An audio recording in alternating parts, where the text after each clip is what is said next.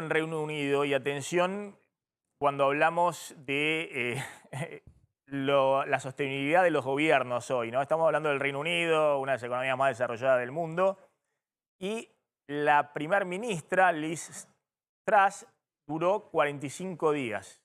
45 días la primer ministra en medio de una crisis económica muy grande. Tenemos una nota. Podemos hablar ahí en Reino Unido. Está Cristian Bricharski, periodista. Cristian, ¿qué tal? ¿Cómo estás? ¿Qué tal? Buenos días para todos. Así es, bueno, renunció Liz Truss pasado este mediodía, rodeada de polémicas, con un 70% de imagen negativa, y es la primer ministro que menos duró en el cargo en la historia de los primer ministros del Reino Unido, ¿no? Polémica y controversial del día uno, siendo que se había declarado fan de las políticas de Margaret Thatcher, algo que no cayó muy simpático también entre los ciudadanos británicos. Cristian, te agradezco, muy amable de tu parte. Lo tenemos también a Santiago Braje, que es economista. Santiago, ¿qué tal? ¿Cómo estás?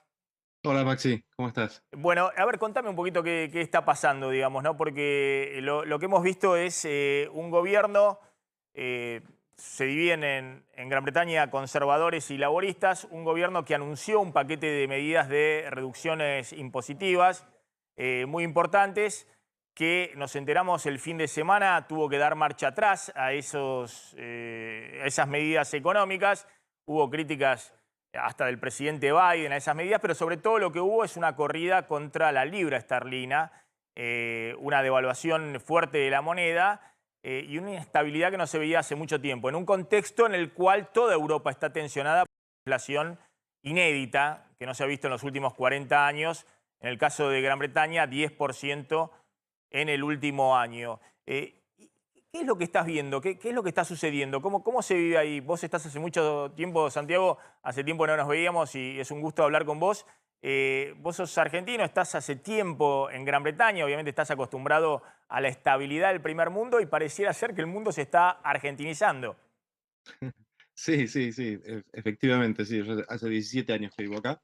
Y efectivamente, como decís, es una dinámica que es más propia de mercados emergentes que de mercados desarrollados. O sea, el paquete de medidas que anunció Liz Truss, como decís vos, expansión fiscal, básicamente, de reducción de impuestos, Hmm. fue muy mal recibido por el mercado. Como decís vos, un ataque especulativo, digamos, contra la libra, que llegó a su punto más bajo en los últimos 30 años, pero también la tasa de los bonos del gobierno, ¿no? La tasa de largo plazo específicamente de los bonos soberanos ingleses. Lo cual, a su vez, se fue en contra de la política monetaria que estaba ya implementando el Banco Central, que está, como decís vos, ante una crisis de inflación eh, más importante de las últimas décadas, está subiendo las tasas y estaba con un programa de empezar a volver a dar al mercado los bonos que había comprado Hmm. durante toda esta última década de expansión monetaria. Con el paquete de medidas de Liz Truss, el Banco de Inglaterra tuvo que retroceder en esa política y de hecho anunciar una intervención extraordinaria del mercado para salir a comprar más bonos del gobierno y sostener los precios, ¿no? Evitar que Hmm. la renta se fuera todavía más arriba. Básicamente, Ahora, frente a esa crisis económica, esta crisis política, ¿no? Porque lo de la inflación más alta en 40 años ya lo teníamos, lo venimos discutiendo hace varios meses en Gran Bretaña. Ahora, esto de que una primer ministra dure solo 45 días en el cargo, que sea la única primer ministra o primer ministro que haya durado tan poco tiempo en el cargo. Tengo entendido que hay recién elecciones para 2024 en Gran Bretaña. Es decir, que venga más después de una crisis como la que tuvo Boris Johnson, que también tuvo que renunciar. ¿Eso cómo se vive ahí en Gran Bretaña? Que me imagino no están acostumbrados a esta inestabilidad, no solamente económica, sino también No, política. no, totalmente, no. Esto es una crisis política muy significativa. Ahí se vive con mucha tensión y hay mucha preocupación por la combinación de la crisis política y la crisis económica que está afectando a todo el mundo, ¿no? Mm. Sí, sí. Es decir, eh, sí. No, te quería hacer una pregunta, Santiago. O sea, ¿cómo sigue a partir de ahora? Porque ahora se supone que tienen que elegir un primer ministro dentro de más allá de las elecciones, un primer ministro dentro de lo que es el espacio conservador. ¿Y Bueno. quién asume ese liderazgo? Más allá de quién resulte electo, ¿quién va a asumir el liderazgo de esta situación de acefalía que hay en este momento? Sí. Bueno, este es un sistema de monarquía parlamentaria Ujú.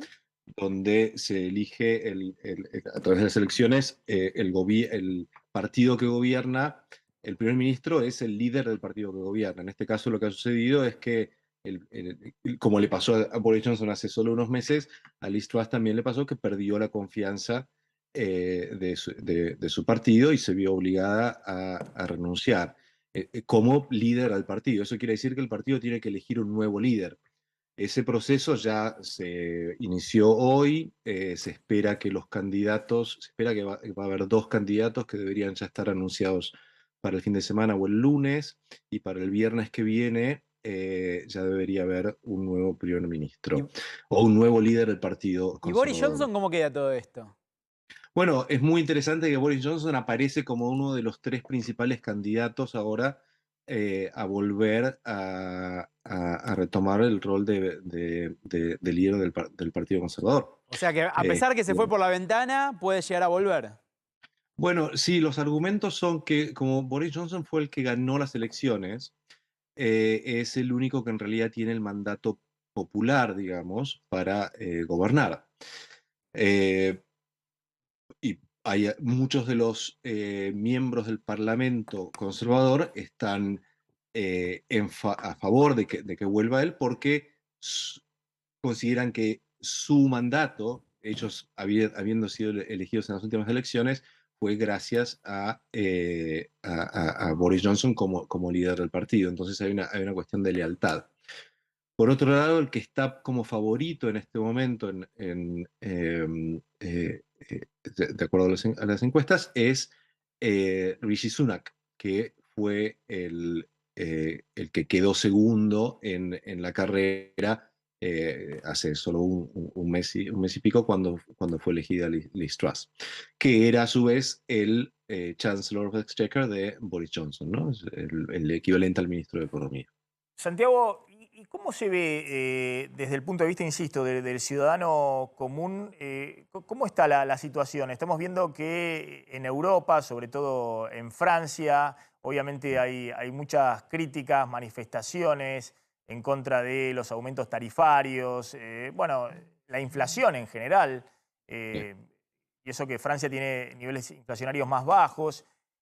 Ese malestar social, de alguna manera, es lo que se está viendo en última instancia también en la inestabilidad política.